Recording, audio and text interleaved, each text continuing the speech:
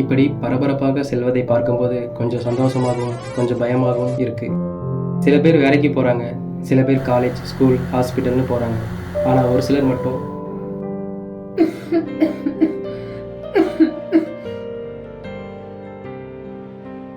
பாட்டி, இந்தா பாட்டி மாத்திரை. நான் போயிட்டு 1 மணி நேரத்தில் வந்துடுறேன். சரிம்மா, பத்திரமா போயிட்டு வா. சரி பாட்டி. ஓ இதானே, சரி சரி. அதனால தாங்க முதியோர்களை பார்க்க நாங்களே போகிறோம். அண்ணா, ட்ரஸ்ட்ல இருந்து வரேங்கண்ணா, உங்களால் முடிஞ்ச உதவி பண்ணுங்க. தேங்க்யூ.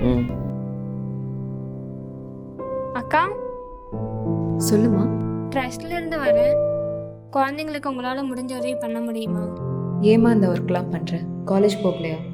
குடும்ப கஷ்டங்க்கா. வெயிட் பண்ணுமா, வரேன். சரிக்கா, அப்புறம் பார்க்கலாம். இந்தாம்மா, ஃபார்ம் மறந்துட்டேன். தேங்க்ஸ்க்கா. சாவி எங்கடா வச்சேன்?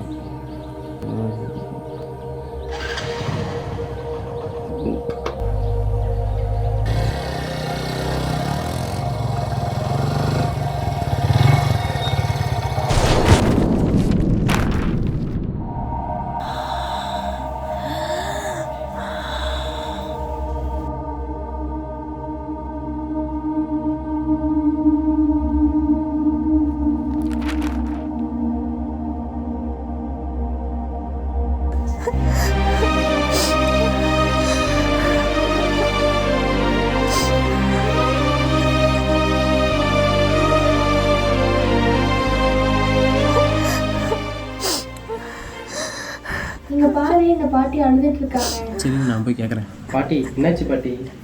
ஏன் அழுகுறீங்க? என்னன்னு சொல்லுங்க.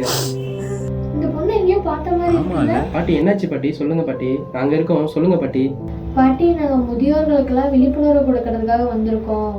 பாட்டி, நீங்கள் அழுகிறத பார்த்தா ரொம்ப கஷ்டமாக இருக்குது. உங்களுக்காக தான் நாங்கள் முதியோர் திட்டத்தை பற்றி சொல்ல வந்திருக்கோம். கஷ்டப்படாதீங்க பாட்டி, நாங்கள் இருக்கோம். முதியோர் ஒருங்கிணைந்த திட்டத்தில் பார்த்தீங்கன்னாக்க முதியோர் இல்லம், பகல் நேர பராமரிப்பு மையம், நடமாடும் மருத்துவமனைன்னு இப்போ நிறையா இருக்குது பாட்டி. நீங்கள் இருக்கிறது பார்த்தீங்கன்னா 65 வயசுக்கு மேலே உள்ளவங்களுக்கு பார்த்தீங்கன்னாக்கா சேமிப்பு திட்டத்தில் அதிக வட்டி விகிதம் கிடைக்கும் பாட்டி. கவர்மெண்ட்லேருந்து நிறைய திட்டம் கொண்டு வந்திருக்காங்க.